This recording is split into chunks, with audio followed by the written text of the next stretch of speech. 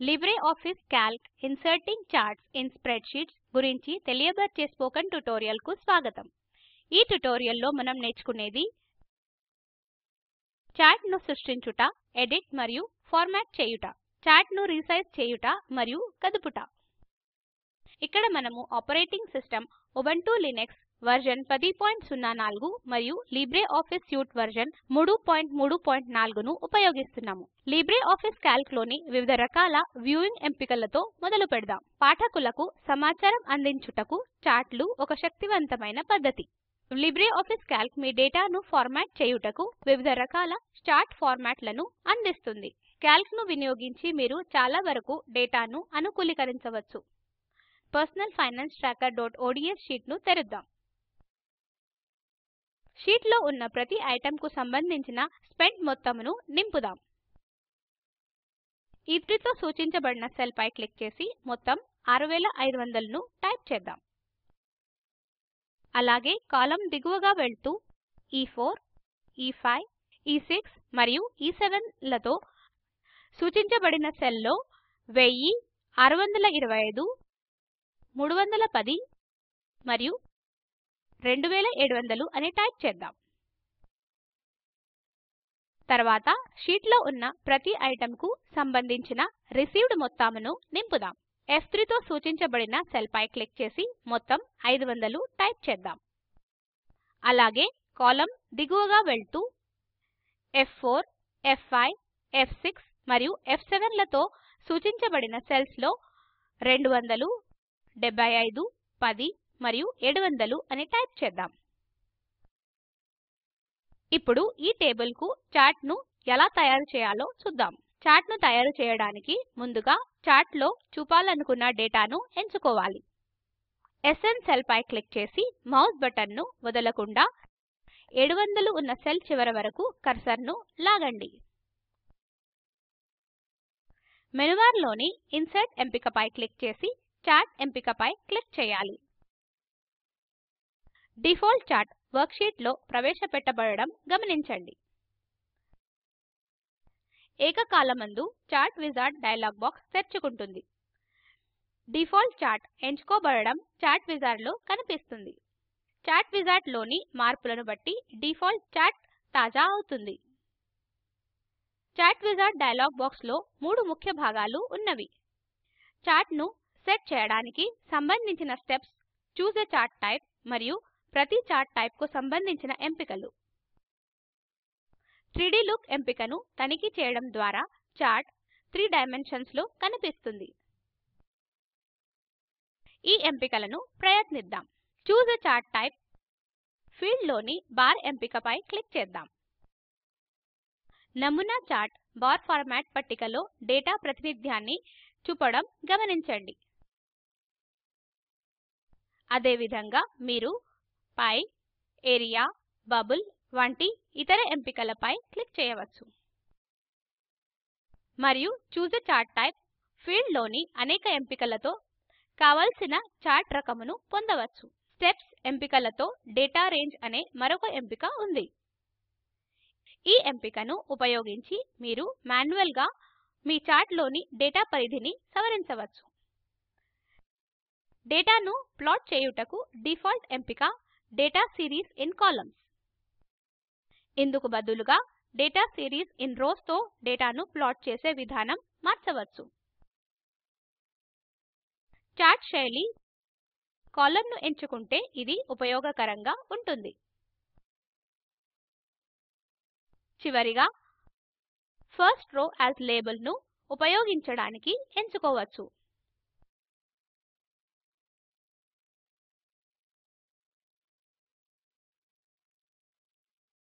లేదా first column as label ను ఉపయోగించాలి. లేదా రెండిటిని చార్ట్ అక్షాలలో లేబుల్స్ లా ఉపయోగించవచ్చు. తర్వాత కాలమ్ లోని డేటా సిరీస్ పై మళ్ళీ క్లిక్ చేద్దాం. ఇప్పుడు మనము నమూనా చార్ట్ లో రిసీవ్డ్ హెడ్డింగ్ లోని డేటాను తీసివేయాలంటే ముందుగా డేటా రేంజ్ ఫీల్డ్ లోపల క్లిక్ చేయాలి. తర్వాత $A, $1 is to $F, $7 range ను $A, $1 is to $D, $7 range గా ఎడిట్ చేయాలి. రిసీవ్డ్ హెడ్డింగ్ లోని డేటా చార్ట్ లో కనిపించకపోవడం గమనించండి. తర్వాత డేటా సిరీస్ ఏం చేస్తుందో చూద్దాం. మన స్ప్రెడ్షీట్ లోని డేటా ఉన్న మొత్తం 5 రోలు ఇక్కడ కనపడడం గమనించండి. యాడ్ మరియు రిమూవ్ బటన్లు చార్ట్ లోని డేటా వరుసలను జోడించడానికి లేదా తొలగించడానికి అనుమతిస్తాయి. అప్ మరియు డౌన్ బటన్స్ లతో డేటాను తిరిగి వరుస క్రమంలో పెట్టవచ్చు. చార్ట్ లోని డేటాను ఎలా చూపించాలో ఎంచుకున్న తర్వాత డయలాగ్ బాక్స్ లో ఫినిష్ బటన్ పై క్లిక్ చేయాలి. స్ప్రెడ్షీట్ లో చార్ట్ ప్రవేశపెట్టబడడం గమనించండి. స్ప్రెడ్షీట్ లో చార్ట్ ఎలా ప్రవేశపెట్టాలో నేర్చుకున్న తర్వాత లిబ్రేఆఫీస్ కాల్క్ లో చార్ట్ ను ఎలా ఫార్మాట్ చేయాలో నేర్చుకుందాం. ఫార్మాట్ మెనూలో ఫార్మాటింగ్ కోసం అనేక ఎంపికలు ఉన్నాయి మరియు చార్ట్ యొక్క ప్రదర్శన నిశిత లేదా ఫైన్ ట్యూనింగ్ చేయడానికి చాలా ఎంపికలు ఉన్నవి. స్ప్రెడ్షీట్ లో ప్రవేశపెట్టిన చార్ట్ ను ఫార్మాట్ చేద్దాం. చార్ట్ పై డబుల్ క్లిక్ చేయండి. అది ఒక బూడిద సరిహద్దుతో చుట్టుకోబడుతుంది. అది ఎడిట్ మోడ్ గా సూచిస్తుంది. ముఖ్య మెనూలో ఫార్మాట్ ఎంపికపై క్లిక్ చేయండి. డ్రాప్ డౌన్ మెనూలో format selection, position and size, arrangement, chart wall, chart area మరియు మరిన్ని ఫార్మాటింగ్ ఎంపికలు ఉండడం గమనించండి. చార్ట్ యొక్క స్థానమును మార్చడానికి అమర్చుటకు బ్యాక్గ్రౌండ్ మరియు చార్ట్ యొక్క టైటిల్ ను ఫార్మాట్ చేయడానికి ఉపయోగిస్తారు. తరచుగా ఉపయోగించే ఫార్మాటింగ్ ఎంపికలను ఒకదాని తర్వాత ఒకటిని నేర్చుకుందాం. ఫార్మాట్ సెలక్షన్ ఎంపికతో చార్ట్ ఏరియా హెడ్డింగ్ తో ఒక డయలాగ్ బాక్స్ తెరుచుకుంటుంది.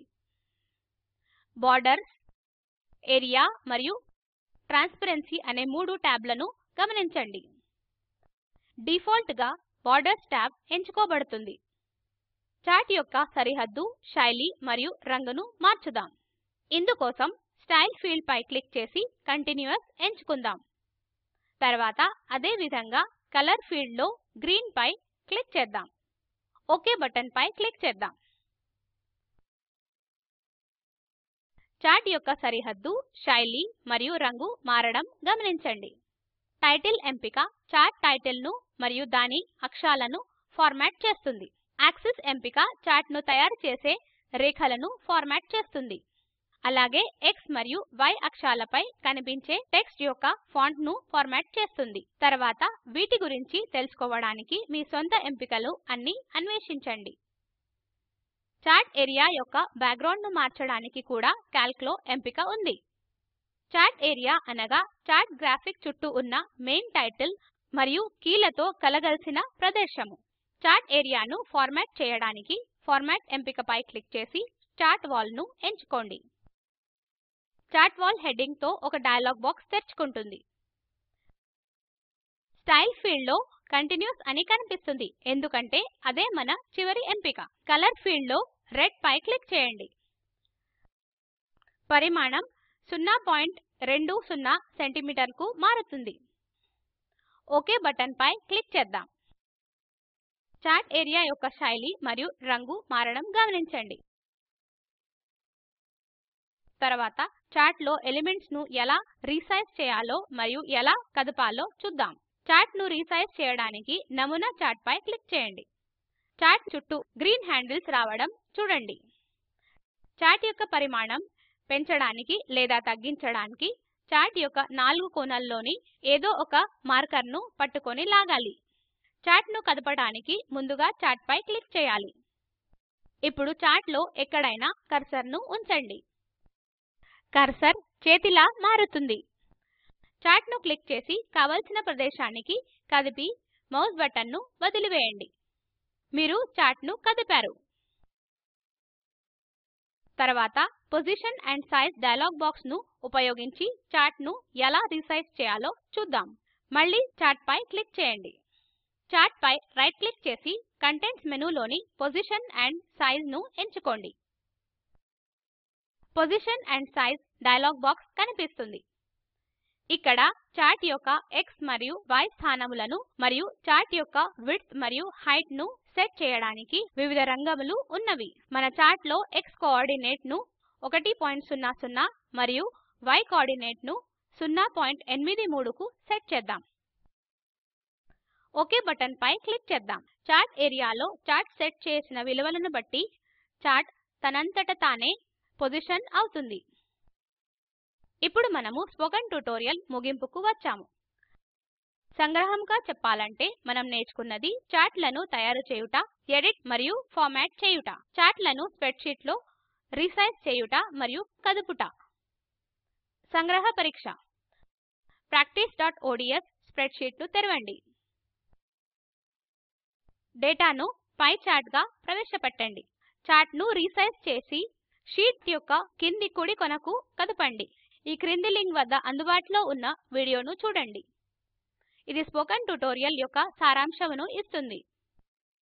మీకు మంచి బ్యాండ్విడ్త్ లేకపోతే వీడియోని డౌన్లోడ్ చేసి కూడా చూడవచ్చు. స్పోకెన్ ట్యుటోరియల్ ప్రాజెక్ట్ జట్టు స్పోకెన్ ట్యుటోరియల్స్ ని ఉపయోగించి వర్క్ షాప్లను నిర్వహిస్తుంది. ఆన్లైన్ పరీక్షలలో ఉత్తీర్ణులైన వారికి ప్రశంసాపత్రాలను జారీ చేస్తుంది. మరిన్ని వివరాలకు దయచేసి contact@spoken-tutorial.org కు వ్రాయండి. స్పోకెన్ ట్యుటోరియల్ అనేది టాక్ టు ఏ టీచర్ అనే ప్రాజెక్ట్ లో ఒక భాగము.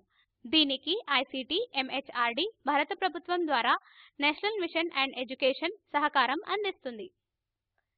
ఈ మిషన్ గురించి మరింత సమాచారము spoken-tutorial.org/nmeict-intro లింక్ లో అందుబాటులో ఉంది.